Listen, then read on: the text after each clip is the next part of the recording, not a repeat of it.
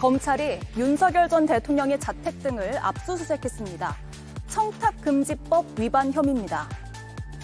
검찰은 집뿐 아니라 코바나 콘텐츠 사무실도 수색을 했습니다. 찾고 있는 건 고가의 목걸이와 명품 가방 등으로 보입니다.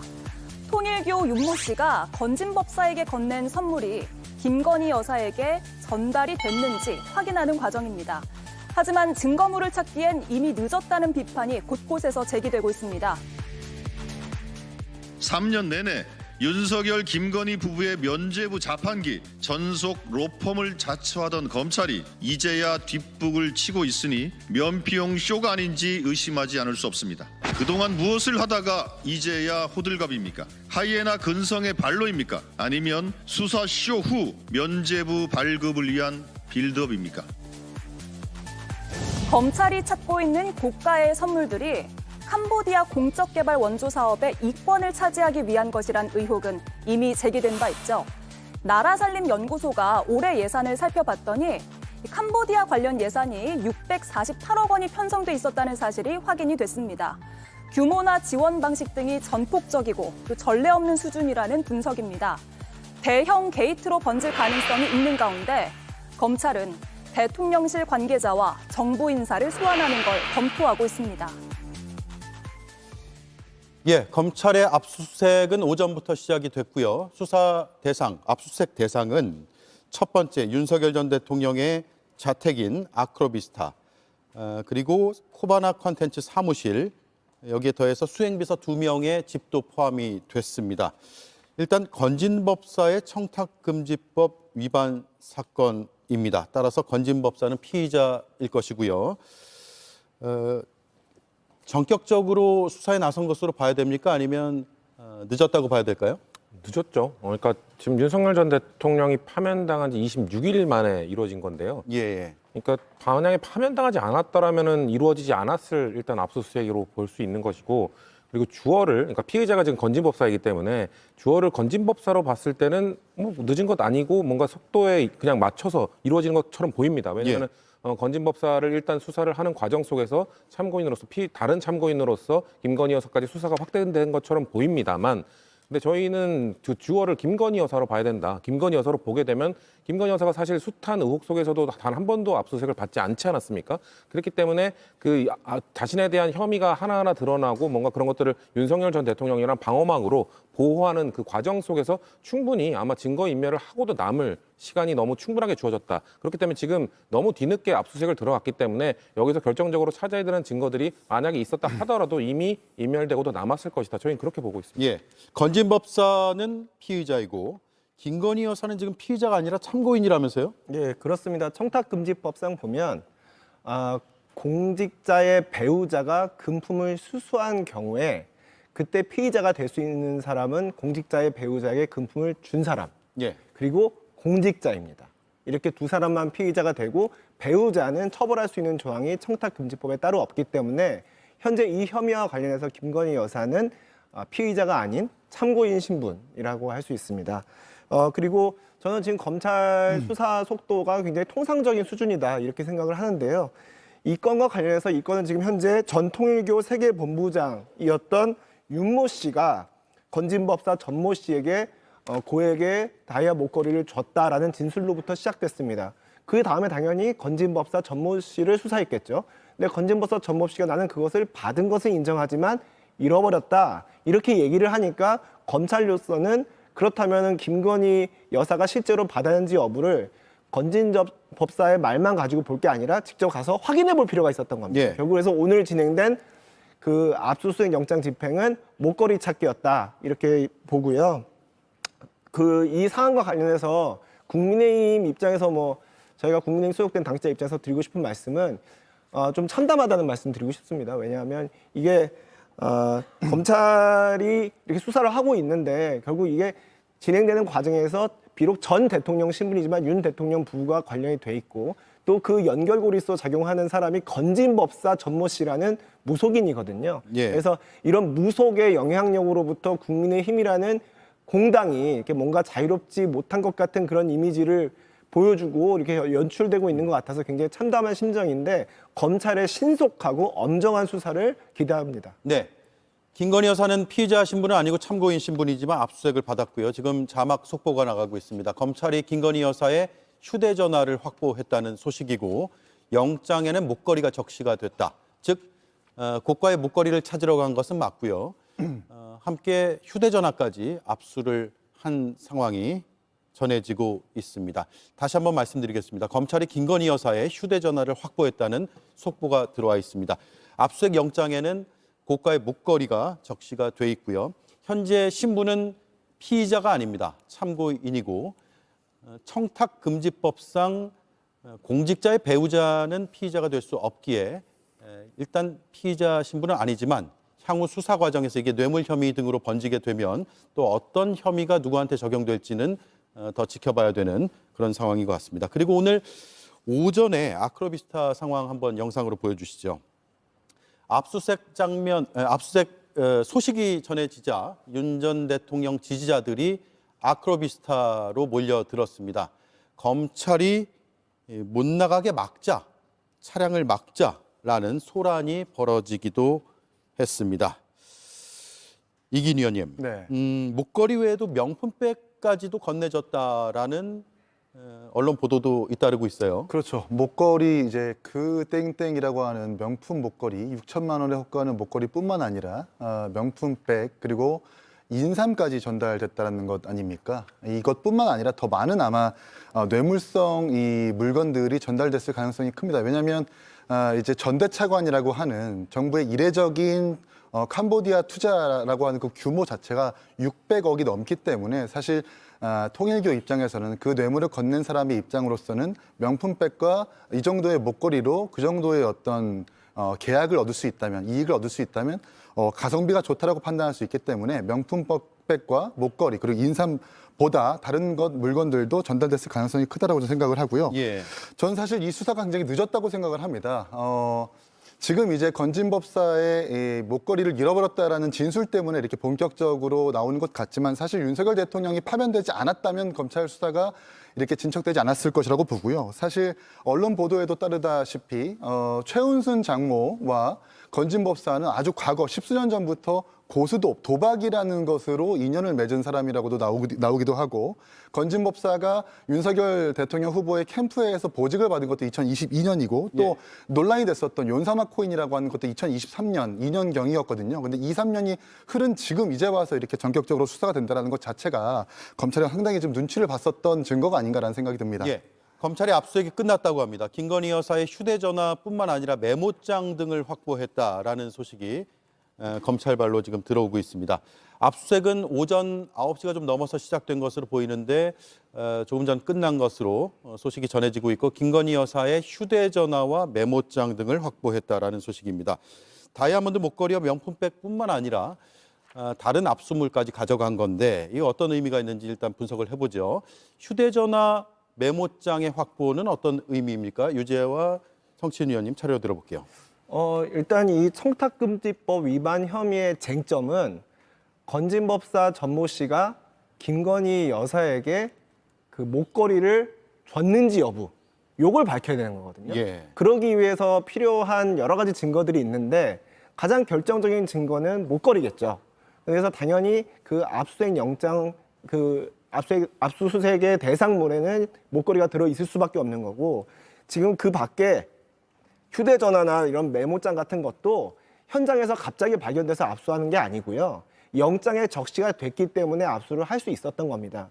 즉 건진법사 전모 씨가 김건희 여사에게 목걸이를 줬는지 여부 그와 관련된 증거를 수집하기 위해서 목걸이라는 스모킹 건이라고 할 수 있죠. 목걸이뿐만 아니라 그 목걸이와 관련된 혹시 메시지가 오갔는지 예. 그와 관련된 통화 내역이 있는지 혹시 메모장에 언제 몇 월 며칠에 목걸이를 받았다고 적지는 않았는지 여러 가지 의심들을 이제 검찰이 하고 그와 관련해서 압수수색 영장을 청구할 때 애초에 그런 것들을 그 대상에다 적시를 해서 영장을 발부받은 겁니다.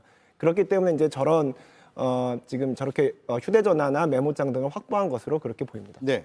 근데 저는 저 휴대전화나 메모장에 직접적인 증거가 발견되지 않을 거라고 봅니다. 이미 인멸돼도 한참 전에 인멸됐을 거라고 볼 수밖에 없고 저희가 알기로 휴대전화도 작년에 윤석열 전 대통령과 김건희 여사 모두 하도 다른 사람과 연락한다는 그 의혹 때문에 그런 게 문제가 되자 휴대폰 바꾼 걸로 알고 있거든요. 예. 근데 지금 압수했다는 휴대폰도 제가 봤을 때는 지금 검찰이 명확하게 밝히지 않고 있기 때문에 이게 지금 바꾼 다음에 그 이후에 사용한 핸드폰인지 아니면 그 이전에 핸드폰을 보관하고 있어서 그것까지 압수한 것인지 이게 확인이 돼야 되는 것이거든요. 근데 제가 봤을 때 김건희 여사는 충분히 이전에 있었던 핸드폰은 인멸하고도 남았을 것으로 보여지기 때문에 아마도 뭔가 목걸이를 받았다거나 아니면 명품백을 받았다고 하는 이런 직접적 증거는 찾기 어려울 것이다. 저는 그렇게 예측을 해보고요. 예. 그럼에도 불구하고 건진법사의 핸드폰이나 건진법사가 그 통일교회 윤모 씨랑 연락했던 정황 이런 것들 내용들이 만약에 있다면 그 연락을 주고받고 윤모 씨로부터 명품백이나 그 목걸이를 전달받았던 시기 이후에 김건희 여사와 아마 통화 내역은 기록에 남아 있을 겁니다.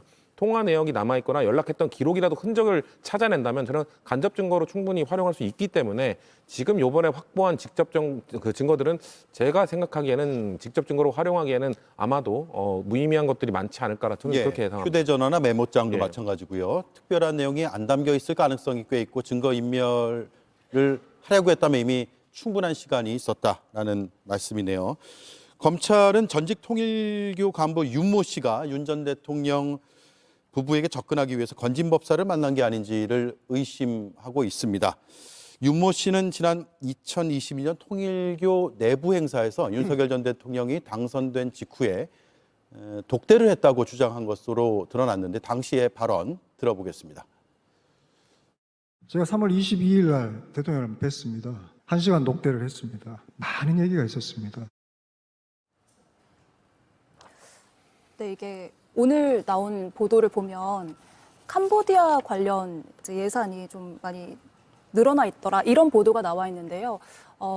이기인 위원님은 이게 이제 통일교가 한 청탁의 결과 아니냐 이런 의심으로 이어지고 있는데 이 보도에 대해서도 어떻게 그렇죠. 이제 생각하세요? 단정 지을 수는 없겠지만 전 사실 명태균 씨보다 훨씬 더 이게 게이트까지 비화될 수가 있다고 좀 보는 것이 이 윤모 씨라고 하는 통일교회 간부와 건진법사의 대화 내용에서 검찰 수사에 따르면 이제 대통령 관저의 이전 용역을 맡았었던 히림 종합건축사무소가 언급됐다고 합니다. 근데 마침 히림 건축사무소가 캄보디아에서 2017년부터 국제공항 내지는 병원 그리고 각종 건축 사업에 개입이 돼 있다는 것이 드러나 있고 거기에 또 하물며 마침 정부에서는 전대차관이라는 이례적인 방식으로 구체적으로 사업의 목적을 결정한 것이 아니라 금융기관에 600억이라는 그 정말 규모 있는 예산을 준 것이거든요. 사실 정부 입장에서는 그 예산을 어떻게 썼는지를 검사해야 되는데 금융기관에 그렇게 돈을 통으로 원조를 해줘버리면 검증이 불가능하기 때문에 사실 불투명한 돈이 됩니다. 이런 점에서 봤을 때 히림과 김건희 여사 내지는 윤석열 대통령과의 관계도 좀 소명되어야 될 것 같고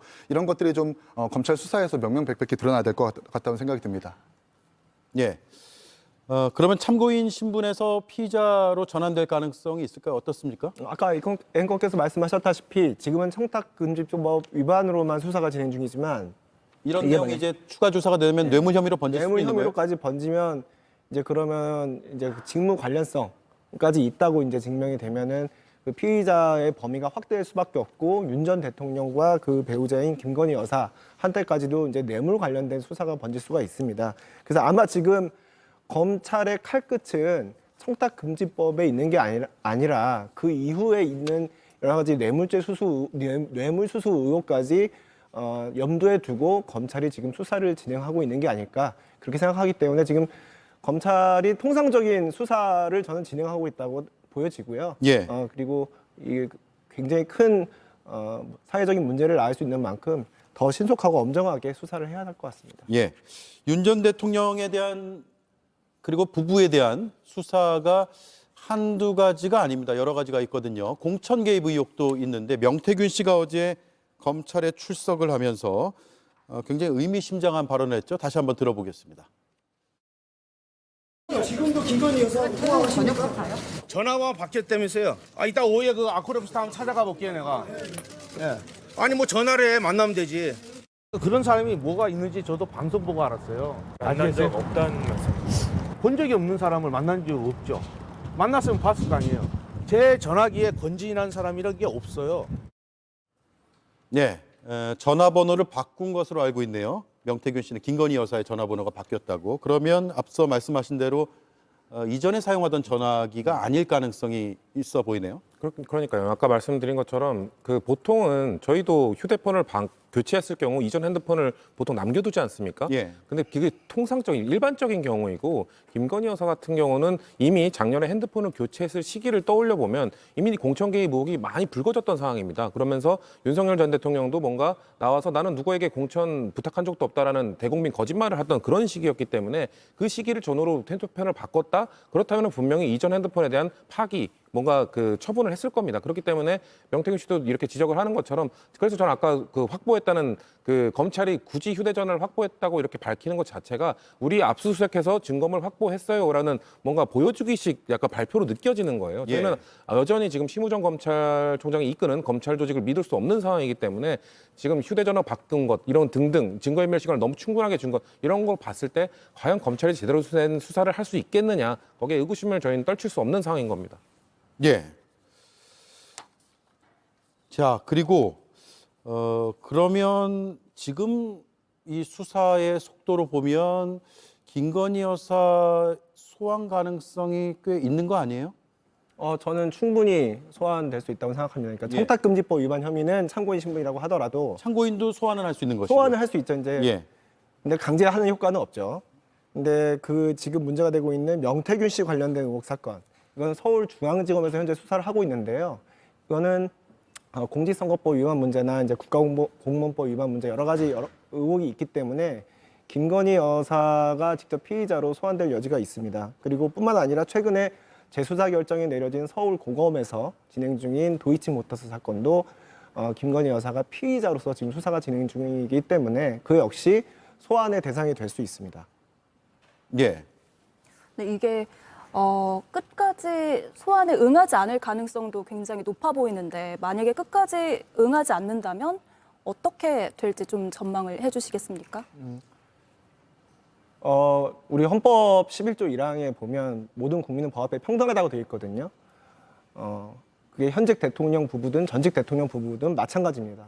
검찰이 소환을 하면 소환에 응해야 되는 것이고요. 제가 변호사로서 실무를 하면서 검찰의 소환에 응하지 않는 경우는 한 번도 없었습니다. 일반 국민들은. 그렇기 때문에 소환에 당연히 응해야 된다고 생각하고요. 응하지 않을 경우, 그럴 일은 없겠지만 응하지 않을 경우에는 우리 형사소송법상 보면 피의자가 정당한 이유 없이 출석 요구에 응하지 않을 경우에는 체포영장이 발부될 수 있습니다. 예. 그래서 그런 경우까지 굳이 생각할 필요 없이 이렇게 신속하게 검찰 수사에 응했으면 하는 바람입니다. 예. 제가 다시 한번 정리해 드릴게요. 검찰이 오전부터 압수수색을 했고 조금 전 압수수색이 끝났다고 합니다. 김건희 여사는 일단 참고인 신분이긴 하지만 자택인 아크로비스타 그리고 코바나 콘텐츠 사무실 수행비서 2명의 집까지 압수수색을 했고 김건희 여사의 휴대전화와 메모장을 확보를 했다고 합니다. 압수수색 영장에는 목걸이라고 적시가 돼 있다는 소식도 전해지고 있습니다. 제가 추려서 정리를 해드렸고요. 자, 그렇다면 검찰이 지금 속도가 빠른 것이냐 아니면 너무 느린 것이냐 제 속도로 가고 있느냐 지금 세 분의 의견도 조금씩 다른 것 같아요.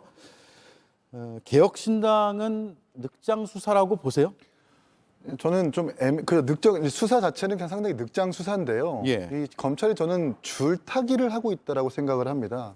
사실 민주당으로 만약에 조기 대선 국면에서 전권 교체가 된다면 민주당의 줄을 서봐야 검찰이라는 조직이 그래도 온전치 못할 것으로 예상을 할 것이고 그렇다고 해서 국민의힘의 줄을 서봐야 사실은 질이멸렬하다고 판단하기 때문에 예. 이러지도 못하고 저러지도 못하고 있는 상황이 지금 검찰의 이런 애매모호한 그리고 늑장 수사의 결과로 나온다고 정치적인 판단을 한다 이 말씀이네요. 그렇죠. 근데 그럼에도 불구하고 눈치를 본다라고 하는 것에 대한 증거라고 하는 것이 김건희 여사의 도이치모터스와 관련해 가지고 권오수 회장을 기소했다라고 하는 1차 수사팀의 그 부장 검사를 파견했다라는 것 아닙니까?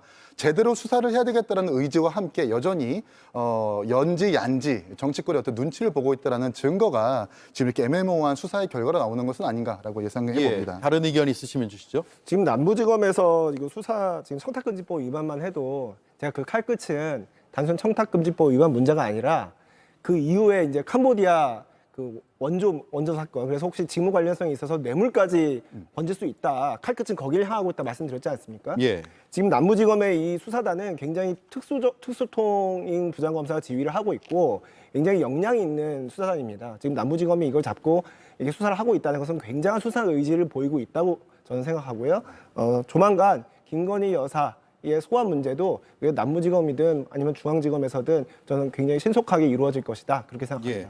늑장 수사라고 보시는데 왜 지금 이렇게 정광석화처럼 하는 것처럼 비추게 할까요? 어떤 정치적인 목적을 이긴 의원은 짚었는데. 저는 새 정부가 들어서기 전에 뭔가 예. 털어내려는 거 아니냐라는 의혹을 가질 수밖에 없어요. 미리 털기 위해서. 예, 왜냐면은 지금 사실 새 정부가 들어서게 되면 그리고 만약에 민주당 정권이 들어서게 되면은 김건희 여사 특검법을 바로 추진하게 될 겁니다. 그렇게 될 경우 지금까지 지지부진했던 수사들이 아마 정광석화 같이 이루어질 텐데 그 이전에 아마도 뭔가 소환 조사도 받지 않았냐. 저는 소환 조사 응할 거라고 보거든요. 왜냐면은 김건희 여사 한번 소환 조사했죠. 근데 검찰을 소환해서 조사받지 않았습니까? 예. 소환된 검찰들이 핸드폰까지 제출해서 사실상의 황제 수사를 받았다는 비판을 받았습니다. 그래서 이번에 검찰로 정말 출두를 해서 조사를 받는다고 한들 과거에 우병우 수석이 받았던 그 황제 수사를 또 떠올려 보면 소환된다고 해서 과연 검찰이 제 식구 감싸기를 안 할 것인가? 저희는 그것도 의심할 수밖에 없거든요. 그렇기 때문에 소환 조사를 하고 충분히 소환에 응했고 수사를 해봤지만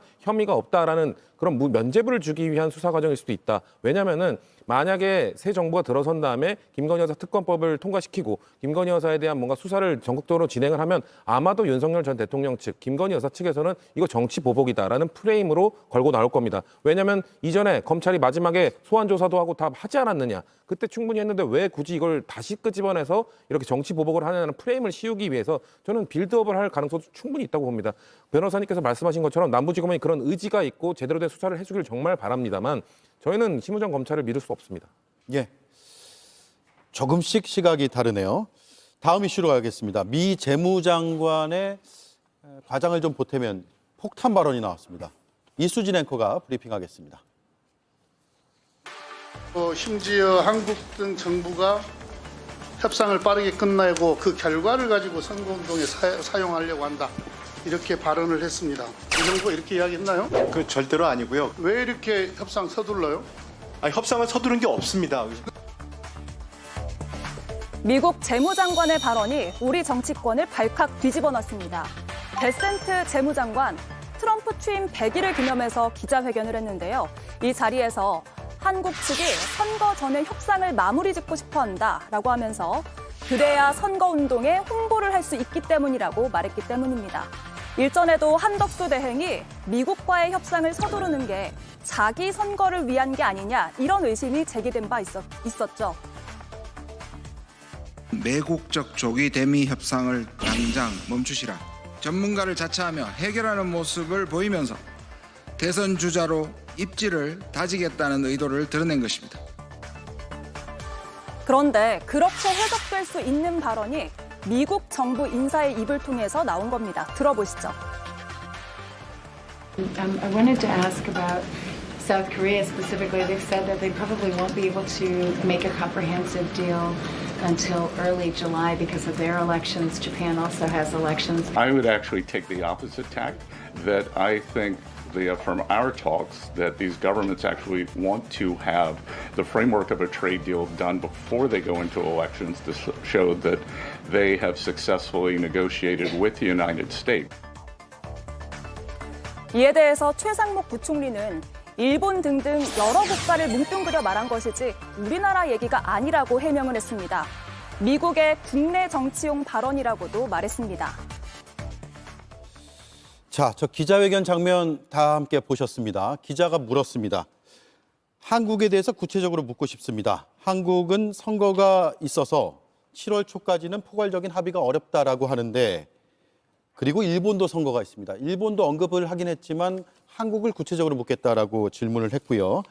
미 재무장관은 우리가 대화를 통해 느낀 바로는 이들 정부는 오히려 선거에 들어가기 전에 미국과의 무역 협상의 틀을 마련해 두고 싶어 한다라는 겁니다. 그러면서 그래야 자신들이 미국과 성공적으로 협상했다고 홍보하면서 선거운동을 할 수 있을까요? 라고 부연까지 했거든요. 그런데 최상목 부총리는 일본 같은 나라를 다 뭉뚱그려서 말한 것이지 우리나라 얘기 아니다 이렇게 해명을 국회에 와서 했습니다. 이 해명은 저 질문 응답을 보고 난 다음에 이 해명을 보면 납득이 되세요? 납득이 전혀 안 되죠.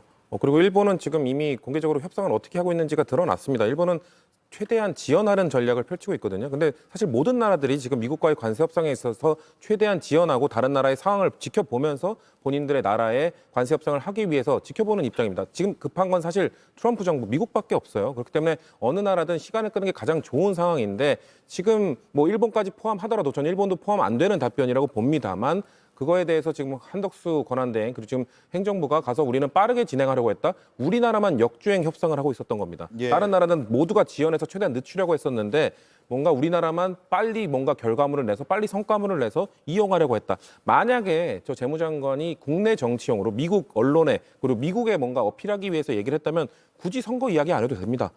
또 아시아 국가, 뭐 일본이나 한국 등은 생각보다 협상이 잘 되고 있다. 우리가 원하는 바로 잘 이끌어가고 있다 정도만 이야기해도 오히려 충분히 미국 트럼프 정부가 지금 제대로 잘하고 있구나라는 미국 내 평가를 받을 수 있습니다. 오히려 선거를 이야기했다는 것 자체가 미국이 협상을 잘해서가 아니라 그들이 뭔가 이용할 가치가 있기 때문에 미국이 협상에 응하고 있다는 걸 보여주는 거잖아요. 예. 그렇기 때문에 국내용이라면 오히려 선거 얘기를 안 해야죠. 그러니까 최상목 부총리가 저는 전혀 설득력 없는 이야기를 하고 있다. 저는 만약에 이게 사실이라면은 지금 정부에서 관세 협상에 관여하는 사람들 전부 다 탄핵감이라고 생각하거든요. 이거 국익을 우선시하는 것이 아니라 특정 정당, 특정 진영의 선거를 우선시하는 협상을 했다. 저는 이거 명명백백히 밝혀야 되는 부분이라고 보고요. 저는 꼭 최상목 권한대행이 최상목 부총리가 저 정도로 그냥 무마했다고 해서 절대로 덮을 문제가 아니라 저는 이거 그 대정부 질문이나 이런 것들을 빨리 열어서 예. 구체적인 내용을 들어야 되는 사안이라고 생각합니다. 예, 최상목 부총리는 우리나라 얘기 아니다. 이렇게 주장을 했고요. 그리고 스콧 베센트 미 재무장관은 우리의 대화를 통해 느낀 바로는 이라고 하면서 한국을 언급했단 말이에요. 어느 한쪽은 사실과 좀 다른 주장을 하고 있는 가능성이 굉장히 큰데 어떻게 봐야 합니까? 유재하 의원님. 스콧 베센트 미국 재무장관이 어떤 의미로 그 진위가 무엇인지 그걸 알기는 지금으로서는 어려운데 왜냐하면 대화의 파편들만 현재 있는 상황이기 때문에 예. 저것 자체만을 가지고 마치 한국 협상단이 선거운동을 하기 위해서 국익을 저버리고 관세 협상을 빨리 틀을 만들려고 서둘렀다 이렇게 단정하기는 굉장히 어려운 것 같습니다. 예. 게다가 그 베센트 재무장관과 협상을 한 당사자인 최상목 기재부 장관은 현재 협상 속도가 전혀 빠르지 않다 이렇게 얘기를 했거든요. 네. 그렇기 때문에 지금 나와 있는 대화의 파편만으로 어느 한쪽이 맞다 틀리다 이렇게 얘기하기는 어려울 것 같고요. 다만 한덕수 권한대행이 지금 여러 가지 타격을 받고 있는 것만큼은 분명해 보입니다. 그러니까 안정적으로 국정관리를 해야 될 대통령 권한대행의 지위에 있잖아요. 그런데 지금 권한대행은 그만두고 대통령 선거에 나온다 안 나온다 지금 어느 보도에 따르면 내일이면 뭐 사퇴한다 이런 얘기가 나오는데 예. 지금 국정 안정을 굉장히 지금 저해하고 있는 상황이 됐죠. 그리고 뿐만 아니라 심지어 국익과 직결되는 한미 관세 협상과 관련해서 본인의 선거운동과 뭐 어떻게 관련해서 이용하려고 한다는 그런 정책 공격까지 지금 이루어지고 있는 상황이거든요.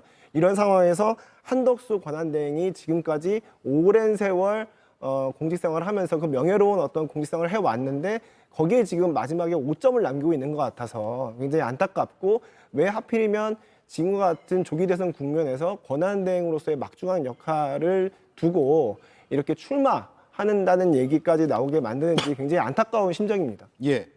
개혁신당의 시각도 궁금하네요. 사실 협상이 빠르다고 주장하는 건 민주당의 주장이죠. 이 10% 보편 관세 이상의 그 관세를 부과하는 그 유예 시점이라고 하는 것이 종료 시점이 7월입니다. 그러면 5월, 6월 중에 협상을 해야 되고 국회에 비준이 필요한 것들까지 포함을 하면은 5, 6월 중에 협상을 해서 가져와야 되는 것이 맞거든요. 저는 그러니까 선의에서 생각을 해보면 한덕수 총리, 그러니까 권한대행이 지금 일정대로 협상을 하고 있다라고 봅니다. 그리고 베센트 장관이라고 하는 사람이 어떤 이 개성 내지는 이 사람의 본질을 파악해야 되는데 미국 내에서도 제2의 트럼프라고 여겨지는 사람 중에 한 명이거든요.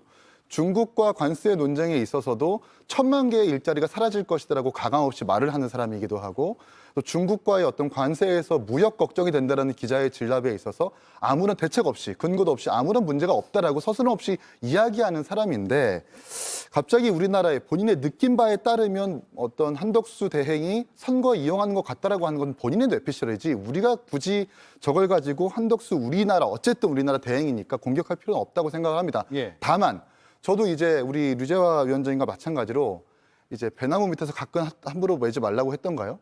본인이 직접 출마 의사를 펼쳤기 때문에, 밝혔기 때문에 사실 이런 오해를 받는 것 아닙니까?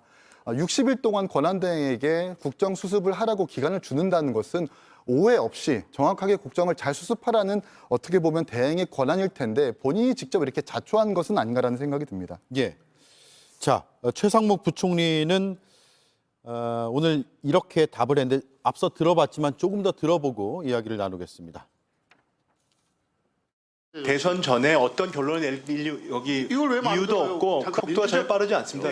원문을 보니까 저도 그 어제 발언을 보고 저도 근데, 되게 예, 근데 당황해서 원문을 찾아보니까 트럼프 100일이잖아요. 정치적 상황 100일 취임 등등이란 기자회견에서 약간 있던데. 국내용으로 얘기한 거구나라고 전 이해를 했습니다. 그러니까 베셀 장관한테 이 발언의 배경에 대해서 확인해달라고 요청해 놓은 상태입니다. 예. 트럼프의 100일 기자회견이거든요. 트럼프 정부가 이제 100일 됐기 때문에 그 자리에서 한국을 언급하면서 미국 국내용, 그러니까 이른바 국내 정치용 발언이었다라고 그렇게 해석을 또 건너뛰어서 할 수 있을까요? 제가 아까 말씀드린 것처럼 국내 정치용 발언이면 한국과는 협상이 원활하게 되고 있다라는 한마디로 충분합니다. 지금 다른 나라들이 다 지금 중국과는 강하게 붙고 있고 다른 나라들도 다 지원 전략을 펼치고 있고 특히나 한국 같은 경우는 지원하기에 가장 좋은 명분이 있죠. 지금 대통령이 없는 상황이잖아요. 그렇기 때문에 그런 지원 전략을 펼치고도 남을 명분이 있음에도 불구하고 굳이 재무장관이 저런 이야기를 한다? 뭐 아까 전에 뭐 속도 이런 것도 빠르지 않다. 민주당의 뭔가 그 자의적인 판단일 뿐이다라고 말씀하셨는데 저희도 동의하는 부분은 있습니다. 지금 관세 유예 종료 기간이 7월 초기 때문에 새 정부가 들어선 다음에 한 달 뒤에 종료가 됩니다. 그러면은 지금의 어느 정도 기초를 마련해야 됩니다. 그건 맞습니다. 저희도 동의하는 부분인데 그렇다면은 한덕수 지금 권한대행이잖아요. 그런데 지금 대통령이 없고 여당이 없는 상황이잖아요. 그러면은 그 기초를 마련하기 위해서는 지금 선거를 앞두고 어느 쪽이 여당이 될 수 없는 상황이라면 국회에 출석해서 국회에서 지금 관세 협상을 해야 되는데 어느 방향으로 가야 되는지 의견 수렴을 했었어야죠. 예. 한덕수 권한대행 2주 전에 있었던 대정부 질문 단 하루도 출석하지 않았습니다. 본인의 그냥 자의에 의해서 지금 가서 협상을 하고 있는 상황이고 최상목 부총리도 마찬가지입니다. 그런 상황에서 뭔가 저런 발언이 나왔는데 민주당이 의심을 하지 않는다? 이거는 민주당이 공당으로서의 역할을 하지 않는 거라고 보고요. 그렇기 때문에 당연히 의심을 해야 되고 당연히 속도가 빠른 것 아니냐. 단순히 우리는 관세 협상뿐만 있는 것이 아니라 미국과 우리는 이 방위비 분담금 문제도 아주 치열하게 다퉈야 되는 부분이기 때문에 이것이 어떻게 진행되고 있는지 국회에 와서 보고도 안 하고 의견 수렴도 안 한 그 정부에 대해서 당연히 책임을 물어야죠. 예. 저희는 지금 속도를 내고 있다. 뭔가 좀 의심을 할 수밖에 없는 상황이다. 이렇게 말씀드리겠습니다. 네, 한덕수 대행이 내일 오후에 공직에서 사퇴할 것이다라는 소식들이 많이 들어오고 있어요. 물론 확정적으로 발표한 것은 아직 없지만 그렇게 전해지고 있다는 언론 보도들이 이어지고 있습니다. 그런데 지난 4일에 얼마 되지 않았습니다. 지난 4일에 대통령 파면 직후에는 이런 발언을 했거든요. 일단 들어보겠습니다. 주권자인 국민 여러분의 뜻을 받들어 헌법과 법률에 따라 다음 정부가 차질 없이 출범할 수 있도록 차기 대통령 선거 관리에 최선을 다하겠습니다. 예, 저 마지막 한마디, 차기 대통령 선거 관리에 최선을 다하겠다라고 했습니다. 그런데 한 달도 안 지났거든요. 대선 출마를 위해서 공직에서 사퇴할 것으로 보이고 그 시기가 이르면 내일로 보입니다. 이긴 의원님. 네. 그러면 또 우리는 대행의 대행 체제를 겪어야 되는 거네요. 그렇죠. 전 세계 최초로 2명의 대통령이 파면되면서도 대행뿐만 아니라 두 번째 연임 대대행이 나오는 거거든요. 상당히 좀 부끄러운 일이고요. 한덕수 총리는 사퇴를 하면 안 됩니다. 끝까지 남은 60일 아니면 30일 동안 이 혼란한 국정을 잘 수습해야 될 책임과 의무가 있는 사람이기 때문에 끝까지 사퇴하지 않고 본인이 말한 대로 공정한 선거 관리가 될 수 있도록 최선을 다해야 되고요. 예. 저희가 오늘 국민의힘 경선을 얘기하는 것은 아니지만 지금 국민의힘에서 대통령 후보라고 거론되고 있는 3명의 후보가 한덕수 후보, 한동훈 후보, 김문수 후보인데 이 면면을 보십시오. 한 명은 파면된 대통령의 노동부 장관, 한 명은 파면된 대통령의 법무부 장관, 한 명은 파면된 대통령의 총리입니다. 이걸 어떤 국민이 납득할 수 있겠습니까? 총리라도 지금 실권을 잡고 있고 국정 운영을 수습할 수 있는 책임이 있는 총리라도 자중하고 꼭꼭 깨끗하고 공정하게 선거 관리에 임했으면 좋겠다는 생각이 듭니다. 예. 이 어제부터 나온 보도긴 한데 한대행 측 관계자들이 나경원 캠프의 사무실로 들어가기 시작했다. 뭐 이런 보도가 나왔더라고요. 그런데 이 사무실이 당초에는 오세훈 시장이 쓰던 사무실이다. 이런 보도가 나와서 오세훈에서 나경원, 나경원에서 한덕수 이렇게 물려받는 모양새가 됐는데요. 네. 어떻게 보십니까? 이게 뭐 여의도에서는 사실 그렇게 좋게 보지 않는 거죠. 그러니까 여의도에서는 사무실 위치를 굉장히 중요하게 생각하는 그런 전통이 있습니다. 명당 자리가 명당 있죠. 자리. 예. 그래서 이게 사실은 이것도 문제는 좀 무속의 영향이라고 해서 저도 좀 말씀드리기가 좀 조심스럽긴 한데 어쨌든 그런 게 현실적으로 사람들이 농담 반 진담 반으로 이렇게 오가는 얘기들이 있고요. 그래서 지금 뭐 예를 들어서 김문수 후보 캠프라든가 홍준표 후보 캠프라든가 한동훈 후보 캠프 같은 경우에는 같은 건물에 있었죠. 근데 이 건물은 오세훈 시장의 캠프였고 오세훈 시장이 불출마를 선택했고요. 나경원 후보의 캠프였는데 나경원 후보는 경선에서 탈락한 흔히 말하면 터가 안 좋은 곳이라고 말할 수 있겠죠. 그래서 공교롭게도 이제 그런 곳을 한덕수 대행이 물려받게 됐는데요.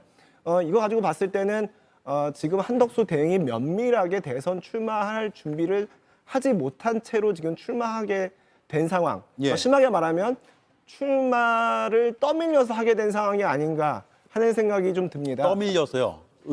본인 의지보다는 떠밀려서. 시간이 많았다면 예. 다른 자리를 구했을 가능성이 높다고 생각합니다. 터가 네. 좋은 곳으로. 그렇죠. 네. 근데 이제 그렇지 못한 걸 봐서는 굉장히 임박하게 결심을 하고 출마할 뜻을 이제 세우신 것이 아닌가. 내일 이제 좀 두고 봐야겠지만요. 보이고요. 그렇게 출마를 떠밀려서 하는 듯한 모양새를 취하게 된 것은 옆에서 부추기는 분들이 있기 때문입니다. 사실 좀 참담하지만 국민의힘에 소속된 분들이 옆에 지금 현재 국민의힘 경선이 한창 진행 중인데도 불구하고 국민의힘 경선에 김을 빼고 찬물을 끼얹고 한덕수 대행의 출마를 촉구하고 부추기는 그런 옹립론을 내는 그런 참담한 상황인데요.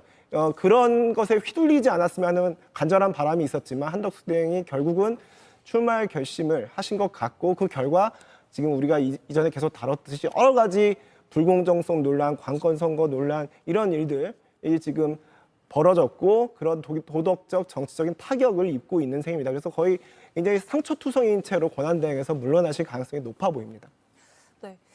국민의힘 후보들의 셈법도 좀 복잡해질 것 같긴 한데 오늘 아침에 한동훈 후보에게 이런 질문이 좀 나왔거든요. 그래서 한동훈 후보가 출마 선언하지도 않은 사람과 단일화 언급은 누구에게도 도움이 안 된다 이렇게 얘기를 하면서 전당대회 뒤에 후보 중심으로 논의해 나갈 문제다 이렇게 답변을 했어요. 아무래도 이제 단일화에 대한 판단은 어디까지나 최종적으로는 후보가 한다 뭐 이런 뜻으로 비추는데 이게 전당대회 뒤에 단일화를 하면 한덕수 대행이 부전승이 되기 때문에 아무래도 물밑에서는 후보들이 좀 부글부글 할 수도 있을 것 같아요. 어떤 분위기입니까? 저는 그 한동훈 후보의 말이 굉장히 저는 타당하다 이렇게 생각을 하는데요. 경기 시작도 하기 전에 질 거가 염려돼서 서로 힘합치겠다 그러면 자신 없는 모습 아닙니까? 그걸 이제 한동훈 후보는 패배주의다 이렇게 얘기를 하는 것 같은데 예. 지금은 국민의힘 경선이 아직 끝나지 않았습니다. 이제 결선이 진행 중이고 국민의힘 경선에 집중할 때죠. 그리고 정당이라 하면은 정당에서 여러 기라성 같은 후보를 내고 거기서 선출된 사람이 그 당의 후보로 나가서 완주해서 선거에서 이기는 것을 사명으로 합니다. 그래서 정당은 그 스스로 강해져야 되는 것이고 자강해야 되는 것이고 예. 그걸로 정당은 더 커져가 승리할 수 있는 역량을 갖추게 되는 것이죠. 그런데 지금 한창 경선 중인데 한덕수 대행의 출마로 옹립론이 있으면서 그 김이 빠지는 것 그것에 대해서 경계하는 취지의 그런 말이라고 생각하고요. 이후에 원칙적으로 경선이 끝나면 모든 세력, 모든 사람과 연대하고 연합할 수 있는 가능성은 얼마든지 열려 있는 겁니다. 예. 비판적인 시각이시네요. 예, 그렇죠. 다른 두 분도 비판적인 시각으로 저는 알고 있고 아까부터 들었는데 마지막으로 우리가 출마를 예상하면서 논평할 수 있는 건 지금이 마지막일 수도 있어요. 내일 출마를 선언해버릴 수도 있기 때문에 물론 가능성이 크진 않지만 한 말씀씩 듣죠. 먼저 이기인 의원님. 저는 한덕수 총리가 출마를 하지만 출마를 하지 않을 거라고 봅니다. 결국 국민의힘의 후보를 단일화라는 명분으로 띄워주고 본인은 뒤에 빠져서 국민의힘의 어떤 선거운동을 돕는 차원으로 그칠 거라고 생각하거든요. 왜 그러냐면 지금 한덕수 총리가 선거에 뛰어든다 하더라도 공식 선거운동 기간까지 2주도 채 남지 않았습니다. 공보물부터 시작해서 준비할 시간이 절대적으로 부족합니다. 그렇기 때문에 그냥 출마를 한다라고 분위기를 띄우고 국민의힘 후보에게 손을 들어준 다음에 본인은 뒤로 빠질 것이다 라는 그 역할로 저는 보는데요. 예. 그조차도 사실 총리로서는 매우 부적절하다고 생각하기 때문에 지금이라도 번복을 하고 총리로서의 어떤 임무와 책임에 충실했으면 좋겠다라는 생각을 합니다. 네. 단일화는 하겠죠. 총리직까지 내팽개치고 나올 것으로 예상되는 분이 단일화 안 할 리는 없습니다. 하지만 단일화라는 것이 때로는 1 더하기 1이 2 이상, 2, 3까지 가기도 합니다만 어떤 단일화는 1 더하기 1이 1 내지는 1보다 더 작은 숫자가 나올 수도 있는 겁니다. 저는 한덕수 권한대행과 국민의힘에 선출되는 후보가 단일화를 한다고 해서 시너지 효과라든지 단일화 효과는 전혀 없을 것이다. 그렇게 예상합니다. 예. 자, 여기까지 하죠. 세 분 말씀 오늘 잘 들었습니다. 고맙습니다.